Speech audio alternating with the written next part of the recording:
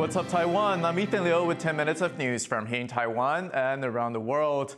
Taiwan's local elections are just a few weeks away, and if you've never seen a Taiwanese election before, you're in for a surprise.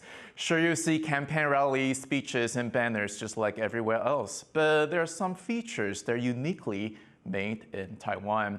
John Van Trist has more. Trucks ply the streets of the southern city of Kaohsiung, playing music and messages over a loudspeaker. You could be forgiven for thinking they're selling something, because, in a way, they are. It's election season in Taiwan, and this is how parties promote their candidates and get their ideas across. Another thing that makes these elections especially Taiwanese is that many voters have to travel across the country to cast their ballots. Taiwan politics scholar Karis Templeman explains why you have to vote in the place where your household is registered. That's a very old system that goes back to the Japanese colonial era, and it's a holdover until the present. Until you create a new household by moving out of your parents' house, and if you do that, you potentially there are some tax consequences that come with that. And so that means that a lot of kids who go off to college, a lot of young people who are perhaps renting in one city far from where their family is, are disincentivized to register their household at that new location. So that's why many people have to travel for Election Day. But the good news, it also means everyone is automatically registered to vote. But what if you live overseas? Does Taiwan have absentee ballots? Unfortunately, no. The biggest single issue is there are a ton of overseas voters in mainland China. And you can imagine the kind of controversy it might cause if a bunch of absentee ballots came in the mail to Taiwan after the election and changed the results of an election. Another uniquely Taiwanese rule, in the last 10 days before the election, there's a ban on new opinion polls, or even talking about polling. And on election day, the candidates, even sitting presidents, have to watch what they say, as further campaigning is now banned. In fact, there's an infamous case from 2012 where Ma Ying-jeou was running for re-election. He posted on his Facebook, his personal Facebook page, a reminder to tell people to go out and vote for the KMT. And that violated the CEC rule about campaigning on election day. And so the Ma campaign had to pay a large fine to the CEC because of that. So they do take that one very, very seriously. Now, Taiwan may be known as a high-tech country, but when it comes to counting the ballots, it's very much what you might call old school. Karis Templeman says old-fashioned paper ballots help cut down on contested elections. The vote count in Taiwan is also really distinct because it's done at the polling place. It's done right after the polls close. There's usually a period of about 5 minutes where they rearrange things. And then it's done in full view of anybody who wants to watch. As you watch the results roll in on election night, look out for another special feature, the victory sign. It's not only to show which candidate has won, it's also become a symbol of Taiwan's young but enduring democracy. Patrick Chen and John Van Trieste for TaiwanPlus. A Taiwan government report has found there's plenty of housing available in the country. According to the Interior Ministry, some 850,000 housing units in the country are currently unoccupied. That's a vacancy rate of about 9.5%, a new 3-year high. Analysts say this is partly due to the prices of new buildings going up because of rising material costs and a pandemic-related labor shortage. Have you ever seen a performance on the moving train or even on the rooftop of a traditional market? Well, the Taitung Fringe Festival is turning these everyday settings into stages. Wei Zhonglu takes you to where the performance magic is happening. All aboard.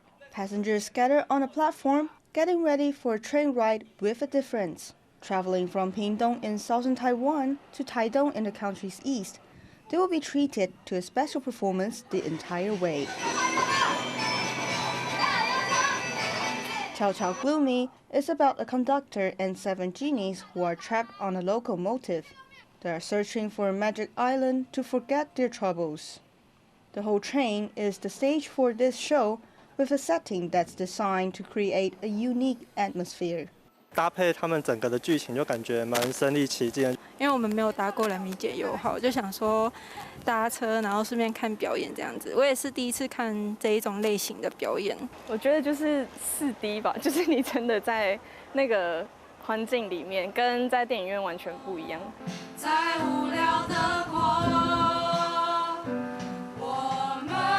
This is old part of the Taitung Fringe Festival, Eastern Taiwan's largest event celebrating the creative arts. Organizers chose this old train as the set, blending it with specially designed visuals and sound effects.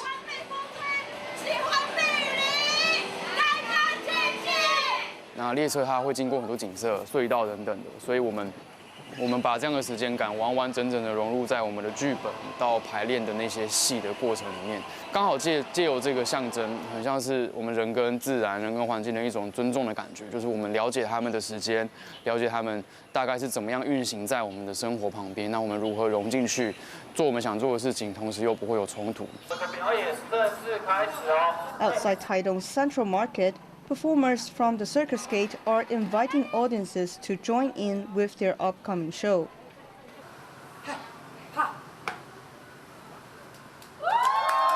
Viewers are amazed by the skills on display and how the artists work off their surroundings. 我那时候就在想，市场如果可以演马戏表演，会不会很冲撞啊？这就是台东市生活的声音，然后你会对这一切所有的感官都被打开。对，这件事情是我还蛮希望让观众去感觉到的。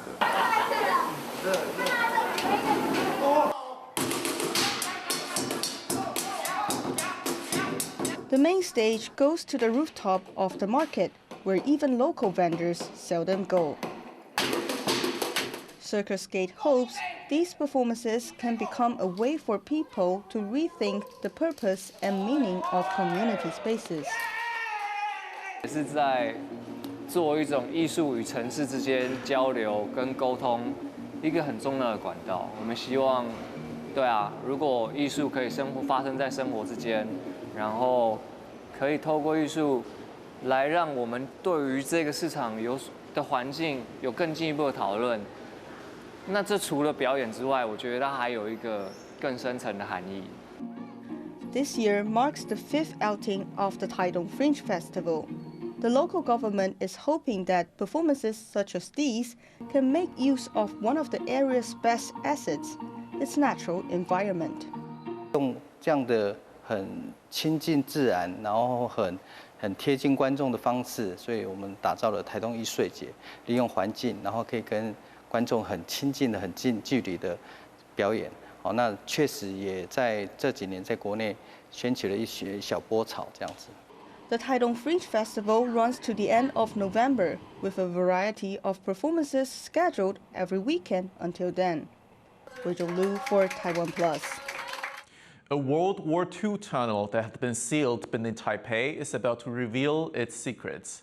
The tunnel dates back to the mid-20th century, towards the end of Japan's colonization of Taiwan. After the Second World War, it was used as a civil defense center. If China had invaded, it would have been turned into a command center as well. Though registered as a Taipei cultural property, it's never been open to the public. But now, for the next 2 days, 180 people will be allowed in on guided tours, experiencing a secret underground piece of Taipei's history. A new breed of Swiss cheese plant developed in Taiwan is set for export to Japan. The breed was developed by Taiwan's Council of Agriculture. It was registered in October and featured in Taiwan's National Day celebrations that month. The plant also went on display at an international expo in Taipei with more than 1,500 other types of flowers and plants. The expo helps local breeders find foreign and domestic markets. Thank you for watching What's Up Taiwan. I'm Ethan Liu. Take care and I'll see you next time.